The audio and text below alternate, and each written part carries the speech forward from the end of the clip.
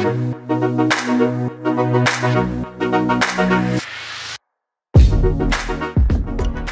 talk pitches.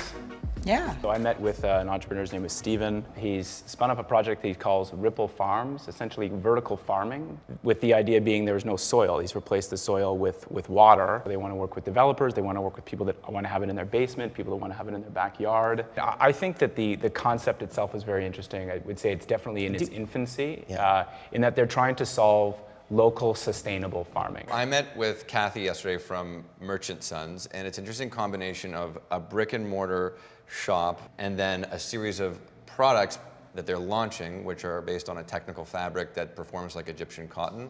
So they're basically rolling out a men's lifestyle home, men's lifestyle brand. And they had brick and mortar already? Yeah, they have brick and mortar, Wow. and it's very savvy branding, and they had product examples. But the question is, what do we want to invest in as selectors? You know, Well, we kind of want to choose the most daring idea. My pitch was really focused, and it's also one of those feel-good pitches. It's a man named Victor, and he's got a company called MeetMe.ca.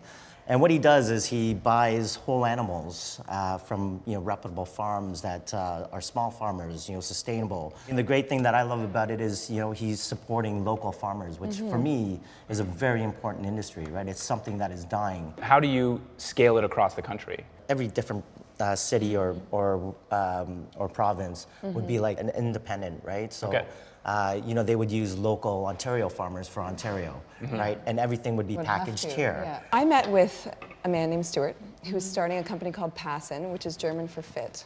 The whole business model revolves around the fact that I think he quoted 83% of the reason for returns online are due to poor fit. So what they have done is they've leveraged a 3D imaging technology, that's the core of their business, so that you actually physically go, you get imaged, and then you have a profile. Where'd you go? I don't know where you go. Okay. They're determining where you go. your webcam does it. Okay. First challenge for sure. For me, the whole point of e-com is out of the comfort of my home. I don't have to go anywhere. Right. But the value proposition is that when you do go, you get image so that your fit comes and they nail it every time. The big problem with this project is margins. Like we talked about the problem of leaving your own home, the problem of shipping, the problem of this, but there are no margins if you're buying product from someone else. So I met with an entrepreneur named Erica who started a platform called Hire. So being able to fill roles super easy. So for example, if you're a restaurant owner and if you need a dishwasher tonight, within an hour you can view 20 different people who are rated and qualified. Probably the most striking thing about this business is its potential to scale across different categories. But the more skilled the workforce has to become, there's an onboarding process. So like the desire to be able to open up an app and get someone tomorrow that can have an impact on my business, I don't necessarily think it's all that realistic. So what are we thinking?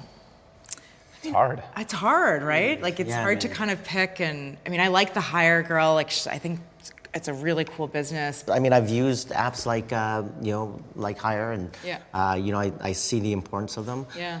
But for me, just MeetMe is just more kind of feel good, and I think you can use the money more wisely for a project like what he's doing. So are we down to these two?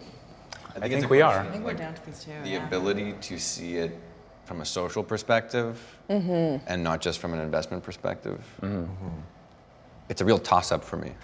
So do we have our choice? I think We so. have a choice. Do we have a choice? Yeah, we do. I think they'll continue to be daring.